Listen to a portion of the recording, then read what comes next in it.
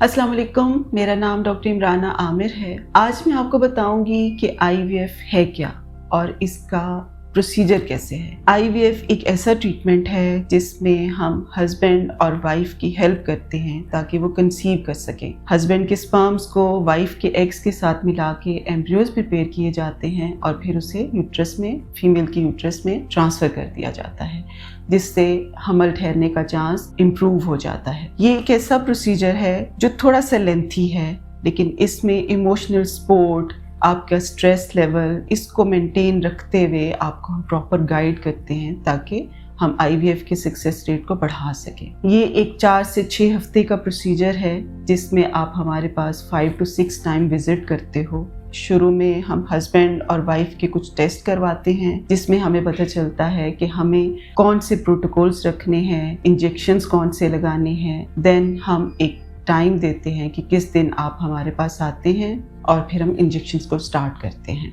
Protocols के मुताबिक। Wife को हम पीरियड्स के सेकेंड डे पे बुलाते हैं और इंजेक्शन स्टार्ट कर दिए जाते हैं। 13-14 डेज कंटिन्यूसली इंजेक्शंस लगते हैं और इस दौरान इंजेक्शंस के दौरान हम 2 से 3 दफ़ा अल्ट्रासाउंड पे मॉनिटरिंग करते हैं हम जो इंजेक्शंस उनको लगा रहे हैं उसका इफ़ेक्ट क्या है। 13-14 डे पे जब फॉलिकल्स रेडी हो जाते हैं तो हम उनको 15 डे पे अराउंड बेहोशी दे के एग्स को निकाल लेते हैं उनकी ओवरीज के अंदर से। ये एक पेनफुल प्रोसीजर होता है, लेकिन क्योंकि हम बेहोशी देते हैं तो पेन फील नहीं होता। सेम डे पे हस्बैंड के स्पर्म्स को लिया जाता है, फ्रेश सैंपल लिया जाता है और एग्स के साथ स्पर्म्स को मिला दिया जाता है।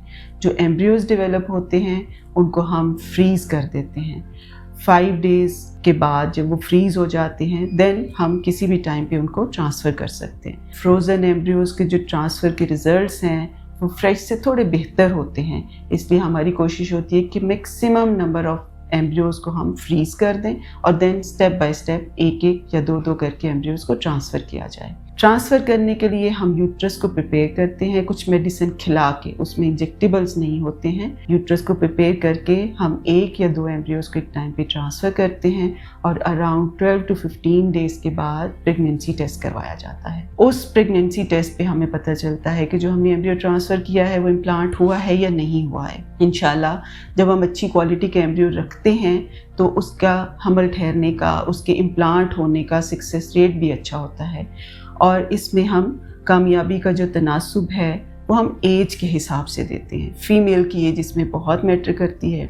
अगर आपकी एज लेस देन 30 है तो उसमें हम मैक्सिमम सक्सेस रेट देते हैं जो कि 40 to 45% होता है कि आपके अंदर जब हम एम्ब्रियो ट्रांसफ़र करते हैं तो वो इम्प्लांट हो जाता है। 35 से 40 की जो एज होती है इस दौरान सक्सेस रेट थोड़ा सा गिरता है जो कि 25 से 30% रह जाता है और आफ्टर 40 ड्रेस्टिकली इसमें डिक्लाइन आता है जो कि लेस देन 5% रह जाता है, क्योंकि इस टाइम तक एग्स की क्वालिटी और यूट्रस की एक्सेप्टेबिलिटी थोड़ी कम हो जाती है जिसकी वजह से सक्सेस रेट इफ़ेक्ट करता है। विथ फीमेल एज क्योंकि IVF का सक्सेस रेट थोड़ा डिक्लाइन में जाता है तो हम इसको इम्प्रूव कैसे कर सकते हैं। इम्प्रूव करने के लिए बहुत अच्छा है कि फ़ीमेल और मेल अपनी लाइफस्टाइल को देखें, अपनी डाइट को हेल्दी करें, एक्सरसाइज रेगुलर करें, अपने अगर कुछ एडिक्शन है, स्मोकिंग करते हैं, कोई अल्कोहलिक हैं तो उसको अवॉइड करें। जो सेंटर के प्रोसीजर्स हैं उसको हम अपने हवाले से निजित्सकी में आपको गाइड करके कर सकते हैं,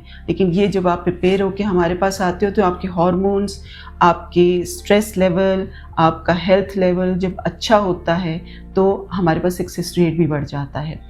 हस्बैंड और वाइफ की मुकम्मल सपोर्ट भी इसमें बहुत इंपॉर्टेंट है। हस्बैंड हर अपॉइंटमेंट में वाइफ के साथ आए एक सपोर्ट के लिए। ये एक मेडिकल ट्रीटमेंट ना समझें, इसको एक इमोशनल जर्नी भी समझें, ताकि हमारे पास जब आप आओ तो हम आपको एक जब गाइडलाइन दें तो आपको इजी लगे कि इस ट्रीटमेंट को करना इतना मुश्किल नहीं है, ताकि हमारे सक्सेस रेट पे, आपकी इस पूरी एफर्ट पे एक अच्छा असर पड़े। आप प्रॉपर गाइडेंस और लाइन ऑफ ट्रीटमेंट के लिए निजित्सकी में हमसे रब्ता करें, अपॉइंटमेंट लें, हमसे आके मिलें, हम आपकी मुकम्मल हेल्प करेंगे।